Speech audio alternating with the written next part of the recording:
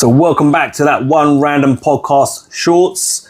We're going to do a little continuation from the last one that we did, which was around the pyramids and stuff like that. Trebel was going to give some insight into what this. I've never seen this guy or heard this guy before. I've never even watched this content before. So he's going to give you a bit of context around what we're going to get into, on what he's going to talk about, and how we're going to react to it, obviously, on the back of that. So previously on the last episode that we were talking about, and I touched on a kind of few pioneers of the research into this ancient history, these ancient civilizations. I mentioned the Graham Hancocks, the Randall Carsons, the Robert Koch. Erik Von Daniken is another pioneer in that. He wrote his book Chariots of the God, and he talks on maybe a possible ancient civilization that's lost in time. And he's here going to talk about a new discovery that they found under the pyramid. Surprisingly, or not surprisingly, not being talked about in the mainstream. Something that, should be world-breaking news, but it just isn't. But in this short video, he's going to break it down for us. Cool. It said that under the Great Pyramid, there is a lake, water, absolutely clean water. And in the water is a sarcophagus. And in there should be some gifts of the god of Osiris. Again, archaeologists say this is nonsense. There cannot be a lake of water under the Great Pyramid. It never works. In the meantime, this lake has been discovered, of course, and I was there. Don't ask me how much bakshish I always have to pay for all these things here. First an entry, which is easy to make for everyone. Then you have a stairway down. Go there, deeper. You go down this shaft. This shaft is large enough for 2 ladders. You see 2 of them. Chiseled out of the rock. Then you come in a subterranean room, and there 7 niches are cut out of the rock. But only in 2 niches were sarcophagi here.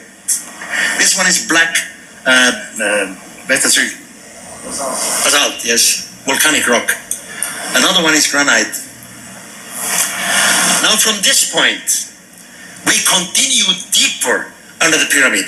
Now you have to remember, the shaft which you saw here was large enough for 2 ladders. Now we continue here, it's not the same shaft, you have only room for 1 ladder. You are on the left side of the Great Pyramid now. From this point, you climb in direction under the pyramid.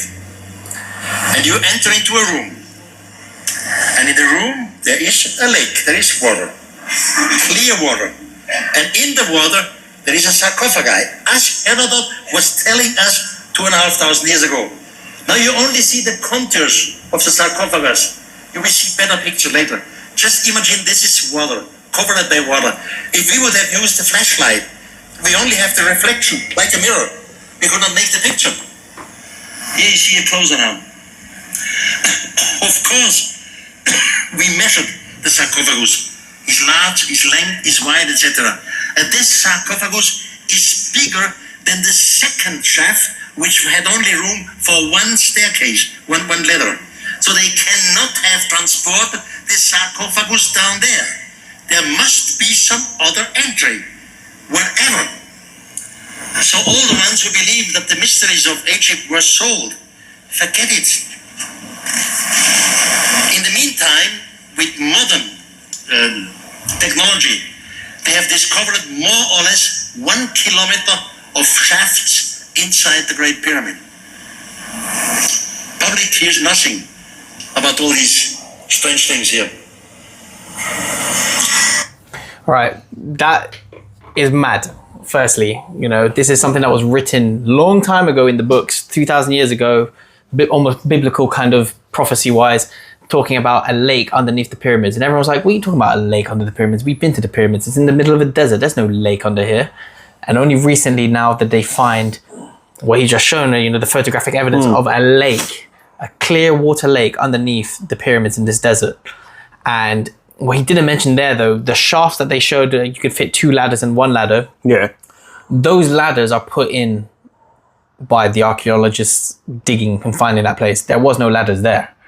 Those are man-made ladders from now for us to go down there, but there was no ladders there. So How did you get it done then? These are more questions you're asking, and it's like, wait. And then, as you mentioned, that sarcophagus that they found in the lake is bigger than that big shaft. So how do they even get these boxes into that cavity when the shafts aren't even big enough to fit those boxes?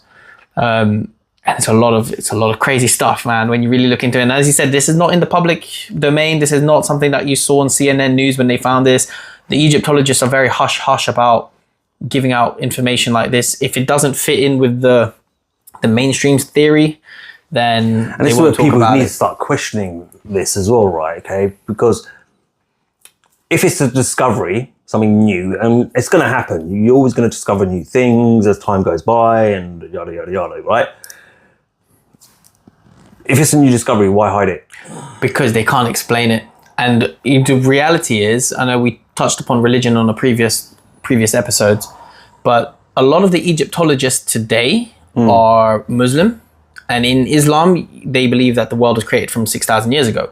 So now if we're going to talk about technology from a civilization, or we start dating things in and around the pyramids to be older than that, or something that goes against what the Quran is saying, then Egyptologists do not want to entertain it.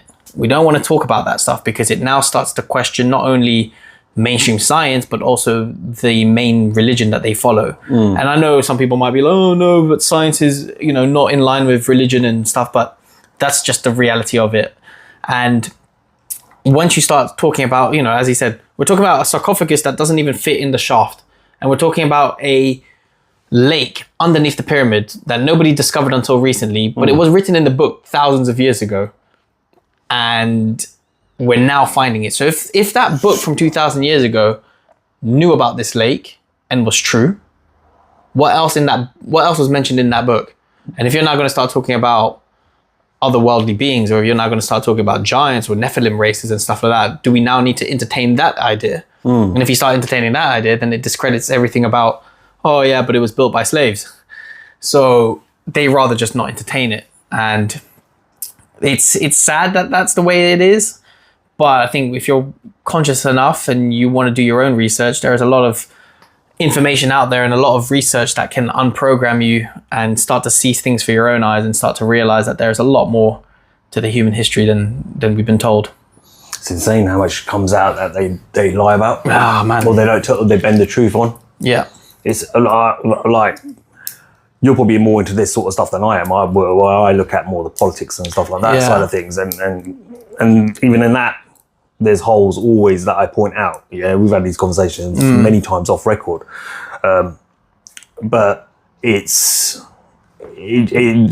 not surprised. So even though you've shown me this, if this been 20 years ago, like, what the fuck, bruv? Yeah. Would have been my reaction. But when I was watching it, I was like, I'm not surprised. I'm not surprised by it, because you know what? I'm always learning that there's something new that they're not telling us. And there you go, here's another lie. Yeah. Yeah, or another cover up, even. Up that for me, a cover up is a lie. Yeah. That's what you're doing. Yeah, that's what it is. So here's another lie you're spinning that to us, and you won't reveal it to us for whatever reason, because you want to protect certain beliefs and stuff like that. It's all about control. Don't get me wrong. At the end of the day, as well, right? So like right now, you're controlling, like where you touched on Islam and their belief system, and it conflicts with their belief system. Islam is growing massively right now, fastest growing religion in the world. And if this contradicts that, then it's going to turn around and say, "Well, hold on, why am I converting to this religion? Because this contradicts." There's a flaw in it. There's a flaw there. So I think as well with this particular topic about the lake underneath the pyramids is now it's starting to, because what is the purpose of a lake under the pyramids? Is it a swimming pool for the two, or what is the actual? Well, that's what some idiot would sell it, wouldn't they? Right? But when you look into Nikola Tesla and his scientific discoveries in terms of how electricity works, and you start to look at the water underneath being a conductor for electricity, and the pyramid on top possibly being a generator, and you start to look at it from a bigger picture of, are we looking at a power station and bordering on what Nikola Tesla rediscovered? I'm not saying that he came up with it necessarily. Maybe he knew about these ancient Egyptian kind of technologies and he was trying to recreate it. Because there's a lot of similarities between what he does with his towers and some of the ancient obelisks and pyramid structures and so on. But the idea that water underneath and then you put a power station on top and the water kind of creates that electrical current. Are we looking at them two parallel? We have it now. In the technology? We have hydropower now. Hydropower, yeah. Hydropower stations that produce electricity. Yep. So it's not hard to believe that back then that this could have been a possible source of power. And you touched on it in the last video we did about this, where you said that the pyramids might have been that, which is a power station. Yeah. I mean, there's a lot to go into, but yeah, I just want to put this information out there that there's a lot more being discovered, but not being talked about. So if we can share that content, then that's always a good thing. Let's hope YouTube shares it for us as well, yeah? Let's not get this on banned, guys. Anyway, look, let us know what you think. Give us your thoughts. Leave a comment. Get involved in the conversation. Did you already know about this? Or maybe you know more about it than Trebel does, and you give us some links. Send some suggestions. We'd love to look into it, man. We'll look into it and do our own research on the back of that as well. But as always, like, share, subscribe. Until next time, we out. Yeah, keep spreading the knowledge. Peace.